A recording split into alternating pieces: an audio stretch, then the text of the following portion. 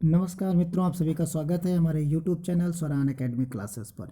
यहाँ पर हम पढ़ रहे हैं मैथमेटिक्स एनसीईआरटी की बुक से और चैप्टर चल रहा है सर्किल, यानी 10th चैप्टर, क्लास 10th का चैप्टर नंबर 10th सर्किल चल रहा है। इसकी एक्सरसाइज आज हम पढ़ेंगे 10.1। तो आइए शुरू करते हैं इस वीडियो को, इस एक्सरसाइज को। अगर आप इससे पहले अगर आप चैनल पर हमारे नए हैं तो सब्सक्राइब करना बिल्कुल ना भूलें। देखिए यहाँ पर आपकी ही टेक्स्ट बुक का ये स्क्रीनशॉट है। देखिए यहाँ पर बताया गया है कि आप 9th में भी कुछ इसकी चीज़ें पढ़ चुके हैं, 9th में भी इसके बारे में आप चीज़ें कुछ जानते और पढ़ चुके हैं आसानी से कि व्रत क्या होता है। अब देखिए यहाँ पर कुछ डायग्राम दिए गए हैं व्रत के, जिनके बारे में आपको थोड़ा सा हम समझा देते हैं। आप सेंटर के बारे में जानते हैं और इस सेंटर से जो दूरी यहाँ तक की होती है उसको हम क्या कहते हैं, उसको हम रेडियस कहते हैं। ये भी आप आसानी से जानते हैं कि रेडियस क्या है। अब देखिए यहाँ पर कुछ चीज़ें जो हैं आपके सामने यहाँ पर दिखाई गई हैं, उनके बारे में आपको समझना है और कि देखना है कि क्या चीज़ें यहाँ पर हैं। जैसे दो चीज़ें हैं, एक ये है तो ये अलग है, ये एक हमारी कोड हो जाएगी, ये हमारी टेंजेंट हो जाएगी, यानी ये हमारी स्पर्श रेखा हो जाएगी।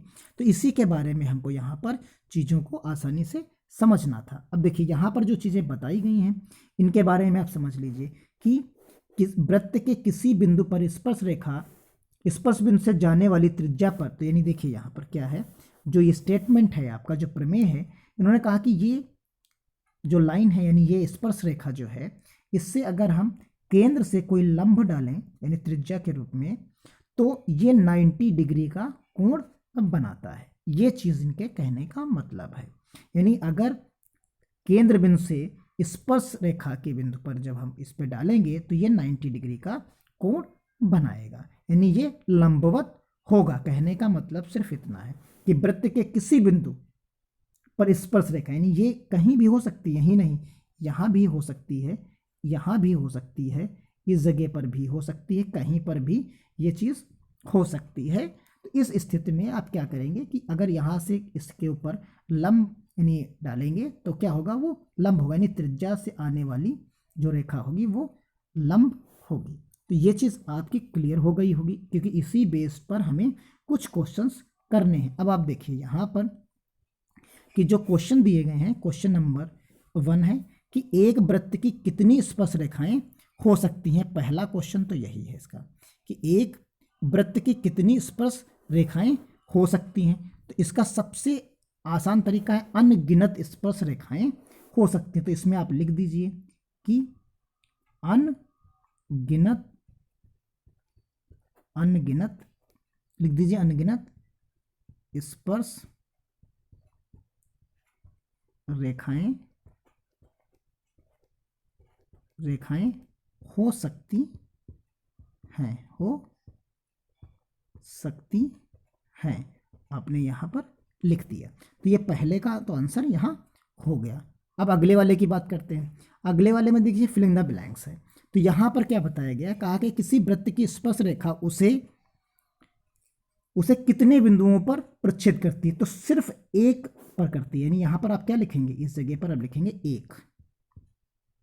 एक बिंदु पर जो है, केवल एक बिंदुओं पर ही, केवल लिख सकते हैं आप, सिर्फ केवल एक बिंदु पर ये जो है प्रच्छेद करती है। अब आइए अगले वाले सेकंड नंबर पे। तो सेकंड नंबर पे की बात करते हैं यहाँ पर। तो सेकंड पे देखिए क्या है, वृत्त को दो बिंदुओं पर प्रच्छेद करने वाली रेखा, दो पर अभी हमने बताया कि कोण, यानी छेदक रेखा, उसको हम क्या कहते हैं, छेदक रेखा। ये दूसरे का जो है आंसर हो जाता है। ये है, इसका मतलब ये वृत्त है और ये दो बिंदुओं पर कट कर रहा है, यहाँ और यहाँ।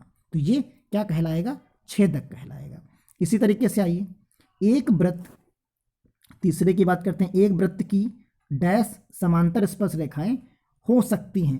तो एक वृत्त की कितनी समांतर स्पर्श रेखाएं हो सकती हैं, तो देखिए एक वृत्त की समांतर रेखाएं, एक यहाँ खींच सकते हैं और जस्ट समांतर खींचनी है तो इधर की तरफ खींच सकते हैं। तो ये दो हो सकती हैं। अगर हमने इधर की तरफ खींचा तो हमें इधर की तरफ खींचना पड़ेगा। तो इसलिए अधिकतम दो हो सकती हैं। इसका आंसर क्या होगा, दो होगा। हमने आपको बना के भी दिखा दिया है। तो ये चीज़ क्लियर हो गई। अब यहाँ पर देखिए वृत्त तथा उसकी स्पर्श रेखाओं के उभयनिष्ठ बिंदु को क्या कहते हैं? तो जो उभयनिष्ठ बिंदु होता है उसको हम कहते हैं स्पर्श बिंदु। क्या कहेंगे? स्पर्श बिंदु कहेंगे इसको। इसको हम कहेंगे स्पर्श बिंदु कहेंगे। तो इस प्रकार ये क्वेश्चन जो है कंप्लीट होता है। अब आइए देखिए, यहां पर आपको बताया गया है कि 5 सेंटीमीटर त्रिज्या वाले एक वृत्त के बिंदु P पर स्पर्श रेखा PQ केंद्र O से जाने वाली एक रेखा से बिंदु Q पर इस प्रकार मिलती है कि OQ बराबर 15 सेंटीमीटर और PQ की लंबाई ज्ञात कीजिए। तो आप देखिए, बना लीजिए यहाँ पर, ये हमने बनाया एक जो है डायग्राम, और ये वृत्त था, इसके हमने स्पर्श रेखा बना दी। इसको हमने जहाँ पर ये टच किया और ये केंद्र से यहाँ तक आई, इसको हमने कह दिया ये P है। इसी तरीके से एक इसके बाहर से हम ले लेते हैं, इस केंद्र तक लाएंगे, उसको हम कह देंगे, ये बिंदु कह देंगे O है, और इसको कह देंगे ये Q है। ये यहाँ पर Q हो जा रहा है, तो ये 5 सेंटीमीटर कहलाएगी और ये हमारी 12 सेंटीमीटर कहलाएगी। अब आप देखिए, हमसे उसने पूछा क्या है? हमसे उसने पूछा है PQ की लंबाई, यानी हमसे इधर की लंबाई ये चीज़ पूछी गई है। तो जब इधर की पूछी गई है तो हम पाइथागोरस प्रमेय का प्रयोग करते हैं। तो पाइथागोरस प्रमेय का प्रयोग करने के लिए हमारे पास क्या होगा? OQ स्क्वायर होगा यहाँ पर, OQ इक्वल टू, आप क्या ले सकते हैं? OP स्क्वायर ले सकते हैं, प्लस आप PQ ले सकते हैं, और PQ ही हमें निकालना है। तो हमने लिख दिया यहाँ पर PQ इक्वल टू स्क्वायर, आप लिखेंगे OQ माइनस OP स्क्वायर। ये चीज़ हमने यहाँ पर लिख दिया। अब OQ आप जानते हैं कितना है? 12 है, तो 12 का स्क्वायर हो जाएगा, माइनस OP का मतलब यहाँ पर क्या है? 5 है। ये चीज़ हो जाएगी यहाँ पर 5 हो जाएगा। अब यहाँ पर आप जब आगे सॉल्व करेंगे तो देखिए आपको क्या मिलेगा? यहाँ मिल जाएगा आपको 144 और ये मिलेगा 25, और यहाँ आपके पास क्या है? PQ स्क्वायर है। तो PQ बराबर जब आप लिखेंगे तो यहाँ घटाने के बाद आप स्क्वायर रूट लगा दीजिए, आपको यहाँ मिलेगा 119। यानी आपका जो विकल्प है वो कौन सा विकल्प सही है? D विकल्प आपका सही हो जाता है इस प्रकार। अब देखिए अगले वाले में क्वेश्चन नंबर जो है आपका 4 है। तो क्वेश्चन नंबर जो 4 है इसको कैसे सॉल्व करेंगे? तो यहाँ देखिए, एक वृत्त खींचिए। तो हमने क्या किया? एक वृत्त हमने खींच दिया। दी गई रेखाओं, एक वृत्त खींचिए और एक दी गई रेखा के समांतर 2 ऐसी रेखाएं खींचिए कि उनमें से एक स्पर्श रेखा हो और दूसरी छेदक रेखा हो। तो हमने क्या किया? एक स्पर्श रेखा खींची, एक हमने छेदक रेखा खींची, ये हमारा केंद्र है। ये हमें रेखा दी गई थी, तो हमने कह दिया कि ये हमारी क्या थी? दी गई रेखा थी। ये दी गई रेखा थी। ये हमने कौन सी खींची? ये हमने छेदक रेखा खींची। और ऊपर की तरफ कौन सी खींची हमने? ये हमने खींची है स्पर्श रेखा।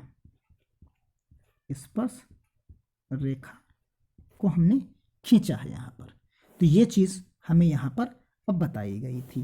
तो यही यहाँ पर करना, इनके नामकरण आप कर सकते हैं, लिख सकते हैं कि ये रेखा थी, हमने जो नीचे की रेखा खींची है वो दी गई थी, ये कह दी थी ये L है, ये आप कह दीजिए P और Q है, ये इसको आप कह दीजिए A और B है, आप कुछ भी कह सकते हैं।